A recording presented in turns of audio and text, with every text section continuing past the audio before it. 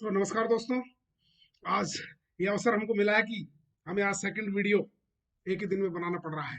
सो आप सब लोग बधाई के पात्र हैं, बहुत बहुत बधाई आप सबको। And your judgement is out and all are eligible. सभी जो है उसमें योग्य हैं जिन्होंने भी एनसीटी से मान्यता प्राप्त संस्थाओं से 2 वर्षीय डिप्लोमा प्राप्त किया है। उसमें ना कोई ईसीसी का इश्यू है, ना कोई डीपीसी का इश्यू है, ना कोई पीपीटीसी का इश्यू है।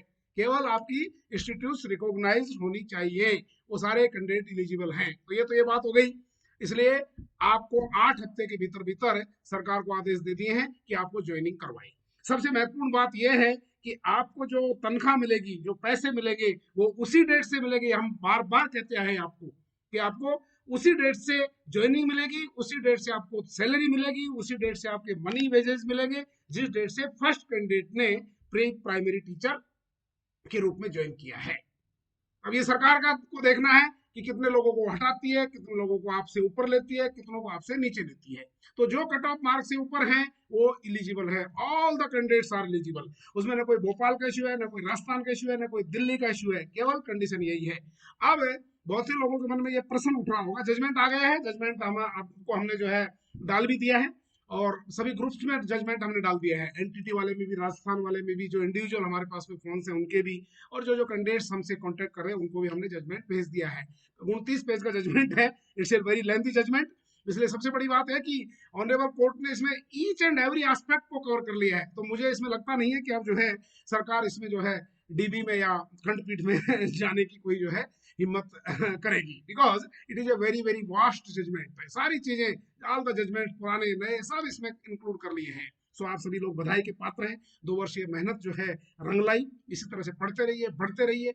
अब प्रश्न ये है कि बहुत से लोगों के मन में ये हो रहा होगा कि हमने अगर रिट, हमारी रिट पेंडिंग्स है, मेरी बहुत सी रिट पेंडिंग्स है, इसलिए जो मेरे क्लाइंट्स हैं घबराने की, परेशान होने की कोई आवश्यकता नहीं है। यही जजमेंट आपके ऊपर लागू होगा। अब इस जजमेंट को लेकर के और आप अप्लाई कर दीजिए सरकार को। उसमें इतना ध्यान रखिएगा कि आपके जो ईसीसी के या डीपीसी के जो भी 2 वर्षीय पाठ्यक्रम का सर्टिफिकेट है आपके पास, जो मार्कशीट है, और एनसीटी का जो उनको रिकॉग्नाइजेशन का जो सर्टिफिकेट एनसीटी ने जारी कर रखा है, उसको जजमेंट के साथ लगा करके आप गवर्नमेंट को दे दीजिएगा। आपने रिट दायर करी हो या नहीं करी हो, इससे कोई फर्क नहीं पड़ता है, यू आर एलिजिबल। जिसकी रिट पेंडिंग है, जैसे मेरे कुछ कैंडिडेट्स हैं, उनकी रिट जो है अभी तक पेंडिंग पड़ी हुई है, कोई फर्क नहीं पड़ता उससे। आप यदि उस रिट का कभी फैसला भी होगा तो हमको केवल ये जजमेंट दिखाना है, आपका ईसीसी के 2 वर्षीय पाठ्यक्रम को दिखाना है, और आपका जो भी एनसीटी ने रिकॉग्नाइजेशन आपको दे रखा है वो 2 पन्ने की चिट्ठी दिखानी है। यही जजमेंट आपको आएगा, लेकिन उसकी कोई अब आवश्यकता नहीं पड़ेगी। क्यों? क्योंकि आपका जजमेंट आ चुका है। वही जजमेंट आपके ऊपर लागू होगा, न केवल आपके ऊपर, बाकी जिन्होंने रिट दायर नहीं कर रखी है उनके ऊपर भी वो उसी कंडीशंस में, उन्हीं टर्म्स एंड कंडीशंस में लागू होगा। तो मेहरबानी करके आपको मैं कह रहा हूं कि कहीं आप ऐसा मत सोच लेना कि भाई हम नई रिट दायर करें इसको लेकर के। नो, कोई आवश्यकता नहीं है। बहुत से कैंडिडेट, बहुत से जो है लोग आपको ऐसे मिल जाएंगे कि लाइए फीस और हम आपके लिए रिट डालते हैं। कोई आवश्यकता नहीं है रिट डालने की किसी को भी, जब तक आपको नौकरी देने से मना न कर दे सरकार। और इन कंडीशंस में मना करने का प्रश्न ही नहीं है। 2 ही कंडीशन है आपकी, ईसीसी हो, चाहे डीपीसी हो, चाहे एनटीटी हो, चाहे पीटीटीसी हो, कुछ भी हो, आपका रिकॉग्नाइज होना चाहिए आपका इंस्टीट्यूट जहां से आपने पाठ्यक्रम लिया है। You are eligible.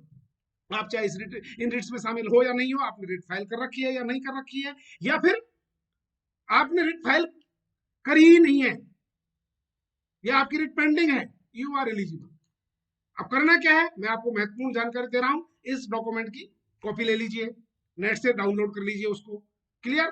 डाउनलोड करके और उसको आप अपने सर्टिफिकेट लगा दीजिए, उसमें जो भी आपके हैं उन सर्टिफिकेट को लगा करके आपके कट ऑफ मार्क्स से लेकर एवरीथिंग आप लगा दीजिए, और लगा करके उसके ऊपर एक एप्लीकेशन बना दीजिए, सेवा में श्रीमान जो भी है, और बना करके और उसको आप जो भी वुमेन चाइल्ड जहां पर डॉक्यूमेंट वेरिफिकेशन हुआ था वहां पर आप भेज दीजिए कि 8 वीक के भीतर भीतर मुझे नौकरी दी जाए। क्योंकि मैं उन्हीं कंडीशंस जो हाईकोर्ट के, माननीय हाईकोर्ट की जजमेंट में लिखी हुई हैं, उन्हीं कंडीशंस को मैं फुलफिल करता हूं या करती हूं।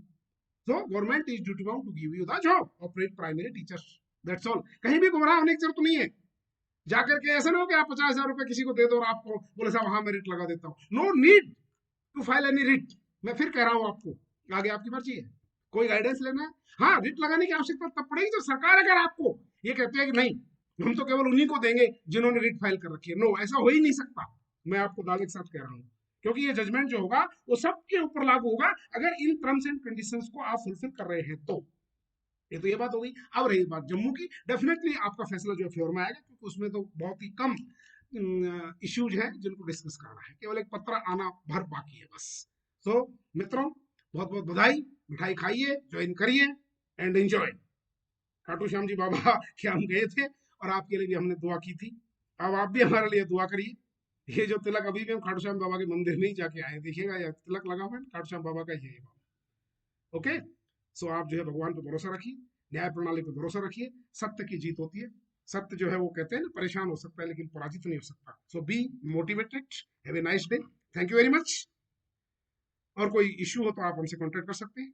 सो मिठाई खाइए आराम से और जयपुर आओ तो हमें मिठाई खिला देना है, जहाँ जहाँ से भी है।